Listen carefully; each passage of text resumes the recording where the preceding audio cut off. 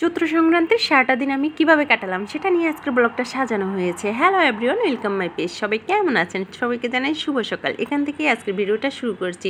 একদম ভোরবেলা উঠে সমস্ত কাজ বাজ সেরে স্নান করে এসে ঠাকুরের পুজো দিয়ে আজকের দিনটা শুরু করলাম। পুজো শেষ করে একটু তুলসীর তলায়ও প্রদীপ দিয়ে আসলাম। এরপরে চলে গেলাম সোজা রান্নাঘরের সমস্ত সবজিগুলোকে বের করে নিয়েছি। আজকে যেহেতু চৈত্র সংক্রান্তি, সেই উপলক্ষে পাচন রান্না করা হবে, তো পাচনের সবজিগুলোই গুছিয়ে নিলাম। সেই করতে করতে সকাল 10:30টার মতো বেজে গেল। এইদিকে সকালের খাওয়া হয়নি।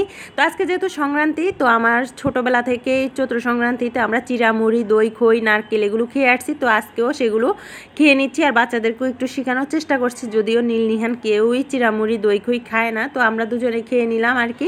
খাওয়া দাওয়া শেষ করে থাল বাসন পরিষ্কার করে এখন এই যে দুপুরের রান্নার আয়োজনে চলে আসছি। তো এই সবজিগুলো আগেই কেটে নিয়েছি, এখন কেটে ধুয়ে সবগুলোই পরিষ্কার করে নিয়েছি। এখানে একটা বোম্বাই মরিচও নিয়ে নিয়েছি। পাচনের মধ্যে বোম্বাই মরিচটা দিলে অনেক সুন্দর একটা ফ্লেভার আসে। আমার খুব পছন্দ বোম্বাই মরিচের ফ্লেভারটা।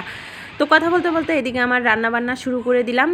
বড় একটা কড়াই নিয়ে নিয়েছি, তার মধ্যে একটু সরিষার তেল গরম করে নিলাম। একটু না, বেশ খানিকটাই সরিষার তেল দিয়ে দিলাম, যেহেতু আমরা সরিষার তেল খাই। তো এরপরে দিয়ে দিলাম পাঁচফোড়ন, জিরে, দারচিনি, এলাচ, তেজপাতা ফোড়ন দিয়ে সবজিগুলোকে দিয়ে একটু নাড়াচাড়া করে হলুদ, লবণ, মরিচের গুঁড়ো, জিরে গুঁড়ো, ধনে গুঁড়ো, আদা বাটা, জিরে গুঁড়ো সব কিছু দিয়ে ভালো করে কষিয়ে জল দিয়ে ঢাকনা দিয়ে ঢেকে দিলাম। আর আগে থেকে সিদ্ধ করা বিভিন্ন ধরনের ডালটাও দিয়ে দিলাম। এখানে শুধু আমি কাঁঠালটা দিই নাই, কারণ আমি কাঁঠাল অনেক খোঁজাখুঁজি করছি, বাজারে কোনো কাঁঠালই পাই নাই। কাঁচা কাঁঠালটা দিলে এর স্বাদ দ্বিগুণ বের হয়ে যেত। কি আর করব, যেহেতু পাই নাই। তারপরেও রান্নাটা কিন্তু মন্দ হয় নাই। খেয়ে দিয়ে তাড়িহুড়ি করে একদম রেডি হয়ে নিলাম। একটু জয়দেবপুরে যাব, সেখানে আজকে একটা অনুষ্ঠান আছে, সেজন্যই রেডি হয়ে বের হয়ে যাচ্ছি। এই যে আমি একদম সিম্পল সেজেছি, নো মেকআপ, শুধু একটু টিপ আর সিঁদুর আর লিপস্টিক দিয়েছি। এতেই অনেকে মনে করে আমি অনেক ভারী মেকআপ করি। তো এই তো আমরা এখন চলে আসছি বাড়িতে বসে আছি। প্রচণ্ড গরম, এখনও শুরুই হয় না। একটু আগে ভাগেই চলে আসলাম, কারণ অন্যান্য বছর খুব তাড়াতাড়ি শুরু হয়ে যায়।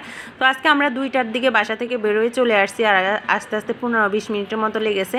তো এখানে এসে দেখি যে এখনও প্রস্তুতি চলছে। তো কয়েক ঘন্টা পর এই যে শুরু হইল মেইন উৎসব। তো এই চড়ক গাছটাকে সোজা করে দাঁড় করানো হয়েছে। এরপরে এই যে শিব পার্বতী সেজে ওনারা নৃত্য করতেছে, আর উৎসুক জনতার ভিড়। ওনারা একটু যে মানে ভালো করে নাচ গান করবে সেটাও করতে পারতেছে না, এত মানুষ। ওইদিকে চড়ক পূজা শুরু হয়ে গেছে।